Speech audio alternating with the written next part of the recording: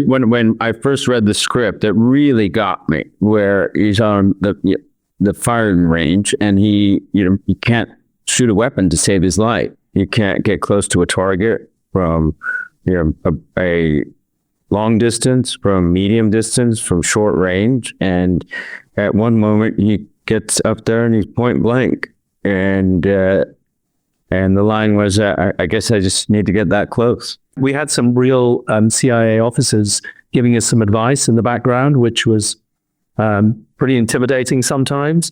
But what they say that Charlie does incredibly well is he turns the environment against his enemies. He can't shoot. He doesn't have close quarters fighting skills, but his brain works that he knows how he can turn the environment against them and make the environment be his weapon.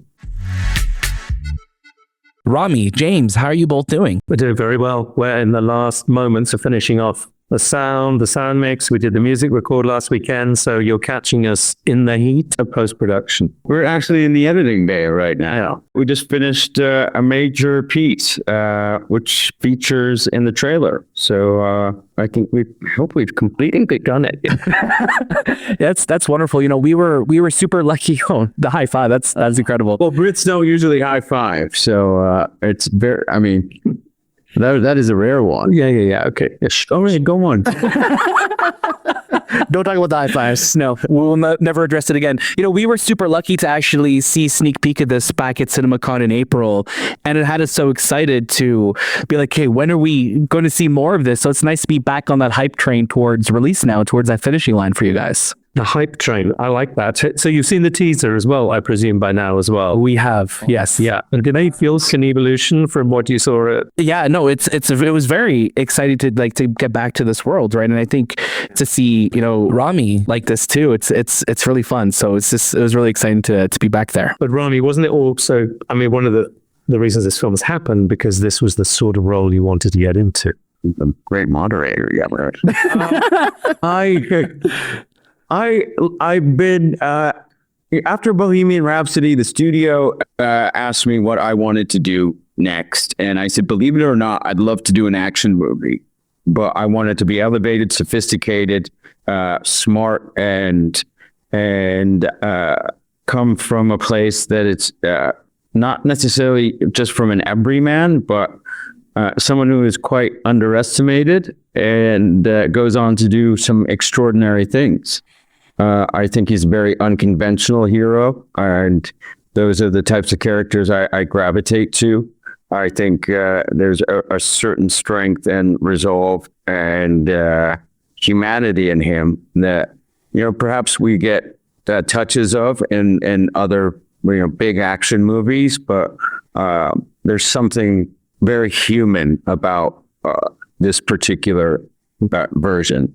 It still has all of the elements and the explosiveness, one might say, especially our film for this genre, but from a deeply human perspective.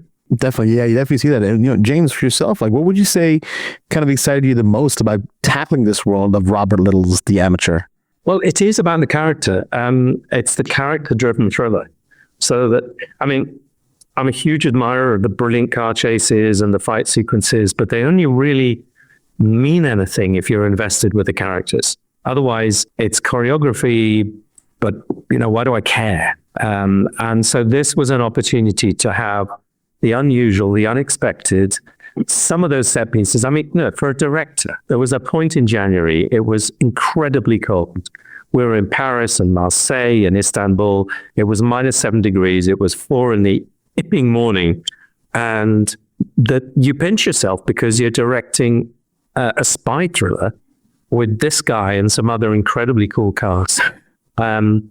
Yeah, that's why I was drawn to it. That's fantastic. And, and Rami, it's very interesting to see that, the setup of this film, the worst thing that could happen to your character, Charlie, losing his wife, happens to him. And it really sets him down a path in this film. And I'm just curious, do you think he's a man who's after justice, or do you think he's after revenge? I don't think he's after. It's a greit question. We were just actually speaking about this because, this idea of vengeance and revenge, it's this moniker for so many films of this genre, but it's not ours.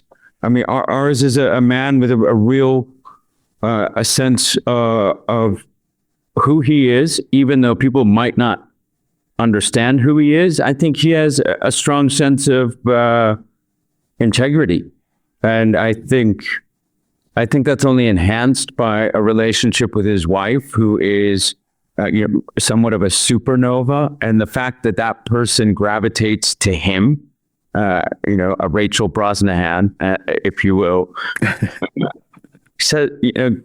informs a lot of why these two people are together.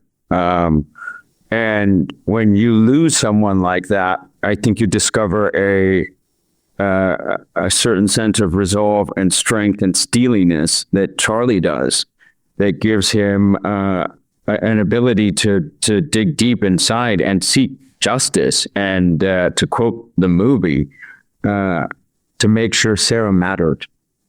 Right. She matters to Charlie, and she should matter to the world, and she should not be forgotten, or her identity should not be dissolved in any way, shape, or form. For sure. And, this is such a different side of Charlie's job as well. He's so out of his depth. What was the preparation like to become Charlie, to not look like someone who knows what he's doing?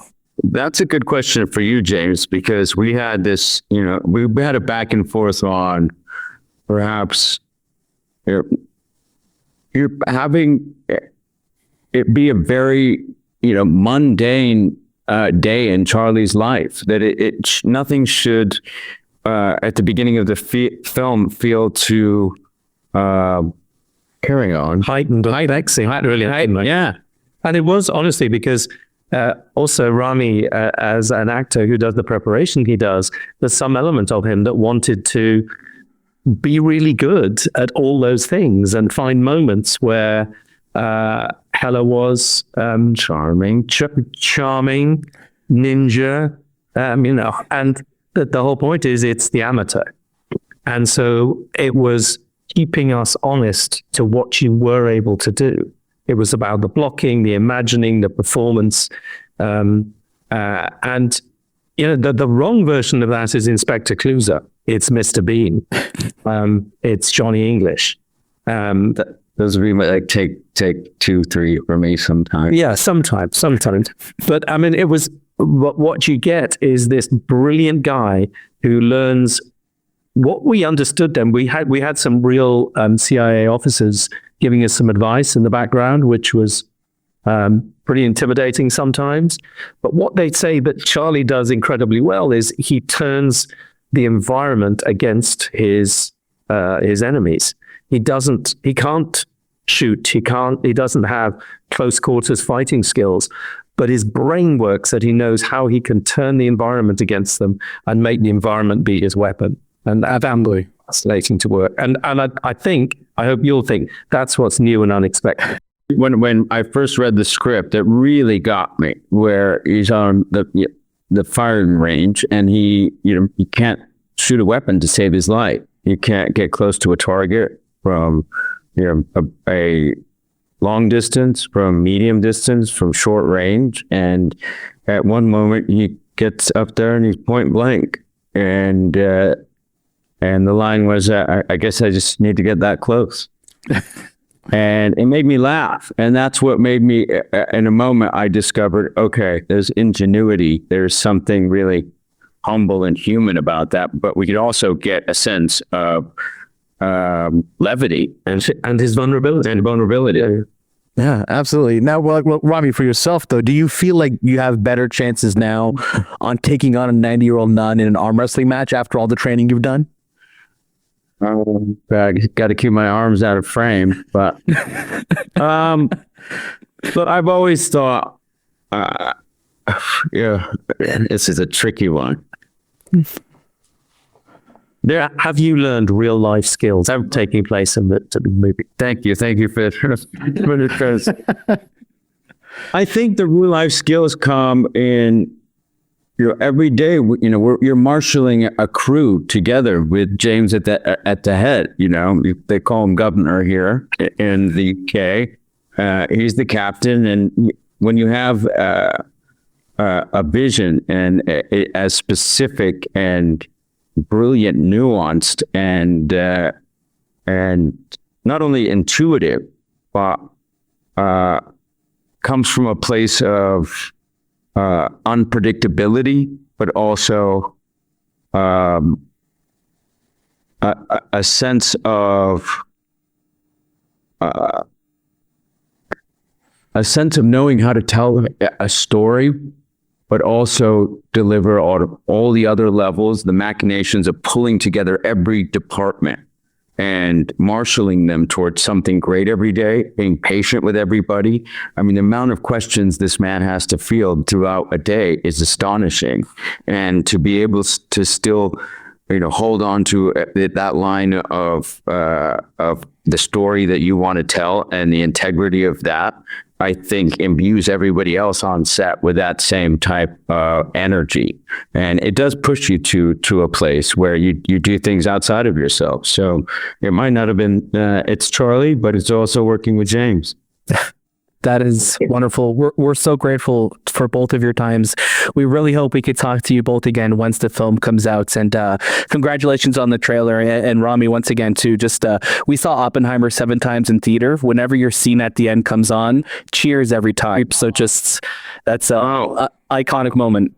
It was there's a great story behind that. I'll tell you when we do the full version of this interview. And definitely sure I'm coming your way soon.